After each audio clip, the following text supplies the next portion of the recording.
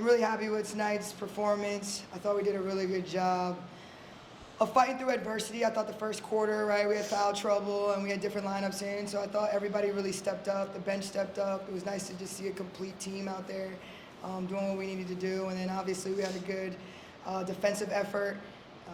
We talk about it all the time. When we defend, we're able to win a lot of games that way. So again, we won the glass, and to me, Hofstra's a good rebounding team. So I'm overall happy with our performance, but I'm really excited and glad that our bench was ready to go for their moment because they work hard. Thank you, Coach. We'll open up the question for Coach first, please. Hi, Coach. My name is Kevin from Statesman. So, regarding the first half, it was really nip and tuck until the middle of the second quarter. So, how's the team able to stay so composed and competitive and responding to everything that Hofstra threw at them? I mean, we don't start games well. It's just what happens. Like, we start slow in the first quarter, and typically the second quarter is when we kind of pick it up. But I think that our team, they work really hard and they put extra effort in and time in, so they just trust themselves, right? And I think that's what allows us to stay cool, calm, and collected in those moments of adversity. Just knowing that, hey, I've put in these shots, we're going to come along. Reese is going to make an energy play. Gigi's going to make a crazy shot that's going to get us going. V's going to, right? So I just think that they trust each other and themselves. And regarding the first half, what did you make of Hofstra's 14 free throw attempts and just the amount of fouls in the first half? I just thought we were undisciplined and we were fouling. I told them that at halftime. I'm typically, I'll go back and forth with the referee if I think it's a 50-50, but I didn't go back and forth with the referees at all today because I just thought we were fouling. So we've got to be a little bit more disciplined there.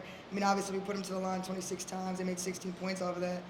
If we cut that in half, it's not even a game. So we got to be better with that. Hi, Coach. Bradley with the Statesman. What do you make of the physicality in the first half with the amount of turnovers from both teams? And did that physicality inspire the run in the second quarter? I think we turned the ball over just because we turned the ball over.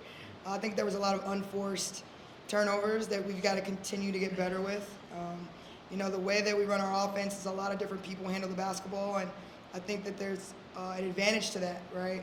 But at the same time, our players have to understand the value of the basketball and possessions. So we're working through that, but I don't necessarily want to joystick it or only say Gigi can dribble. I just don't think that that's the best way, to win games. So we're constantly learning, right? Different people have that ball in their hands, and we like physicality, so I don't think that that was the reason for the turnovers. I just think that we were going too fast sometimes, and we just need to slow it down a little bit. But yeah, we like a physical game. I like a physical game. I just think we had to adjust, though, because they were calling fouls, and we didn't adjust very well. And I just want to elaborate on the defense, particularly in the third quarter, holding Hofstra to 6 points. So what was the defense strategy entering the second half that caused the Hofstra to really not find the rhythm offensively? Same strategy we had the whole season in the first two quarters. We just ramped it up a little bit. And I also think getting back, our starters back in the second quarter, third quarter, having a little bit more familiarity, right? That helps too defensively. But we just try to give them goals every time out, every chance we get. Hey, they've got this many points. Hey, they've got this many points. And they know what number we're trying to keep them under. So when we challenge them, they typically rise to the challenge. So nothing different. They just decided to play a little bit harder, I think, and dominate.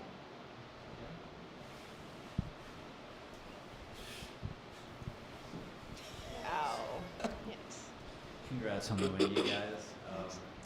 Coach, Victoria Keenan has been integral for you guys off the bench this year. And 11 points from her tonight. What can you say about her performance?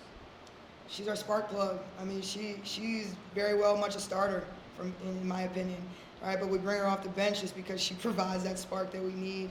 And she does it all to me, right? She stretches the floor, right? Shoots threes, but she also plays really hard and has this toughness about her that really helps our team. And she's one of our best passers, too, on the team as well. So V, I mean, it's not very long before I'm like, all right, it's time to get V in the game because she just makes such a difference. She typically always has, like, the highest plus-minus as well. Yep, she had it again today with 35. So just does a lot for us. And 5 rebounds. I've been on her about rebounding, so I'm glad about that. And so last week, coming off the loss to Towson at home, you guys have come out and had 2 dominant victories, Northeastern and then today. Do you feel like the team used that loss as fuel, going forward for Yeah, I don't know. You might want to ask them that question. I don't know if that's exactly what they did. But for me, I was really upset after the Towson game. I just thought we underperformed. And for me, I think we're a special group. And when we perform and just do what we do and defend, this is the type of outcome that we can have. It's just a matter of us being all locked into it consistently. And, you know, in our losses, we didn't defend. So I hope it fueled them, but to me, I hope it's more, hey, we're trying to play our best basketball. Right? Every game, we're just trying to be our best. And if that means that we're dominating, then great, we're dominating. But I hope we're looking at it like that. And Coach, the last two seasons have been similar in, or 2 seasons before this one have been similar in the way that you guys have kind of ridden high throughout the whole regular season, and then the wheels have fallen off, towards the end, right before playoff time. What do you guys have to do to avoid that from happening this season in the last month of regular season play? Yeah, well, I look at every year independently. My first year, though, we weren't able to play in the conference tournament. It was the America East, so we couldn't play at all. All right, and then last year, this kid over here was injured. So there's been a reason at the end of every season of why. But no, I think we just got to keep doing what we're doing. We got to stay focused, but we also have to enjoy the moment. And that's what I'm trying to tell them all the time is just try to enjoy this moment. Don't look too far ahead. Take one game at a time. And even for myself, I have to do that for myself, right? Because I'm itching too, all right? But I'm like, nope, it's Hofstra. It's the most important game right now. I'm moving on now to Elon, all right? Thank you, guys. Question for Gigi. Your play in the second quarter really opened the lead and kind of and changed with the momentum to your side. How are you able to slow the game down to your pace and find the open person as well as create opportunities for yourself? I really think not forcing it is what helps that. When I let the game come to me and find openings for myself and as well as my teammates, that's what makes it easier. And a question for Sherese. Your ability to finish through contact and your efficiency from free throw line was really something that Hofstra struggled with defending all night. So what do you make of your performance against the physicality of the defense and just the success that came with it? I think that all goes with my teammates trusting me. I think that like you said, for me, not forcing it, just letting it come to me, and then Coach always preached finish through contact. We can't worry about the refs and the calls that they make, so just focus on finishing.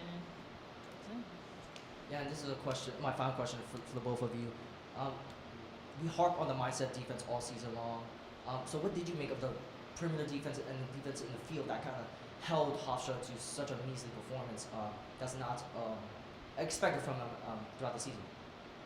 I would just say our principles. When we lock into that, we lock in. They can't score when we do what we do. And I agree.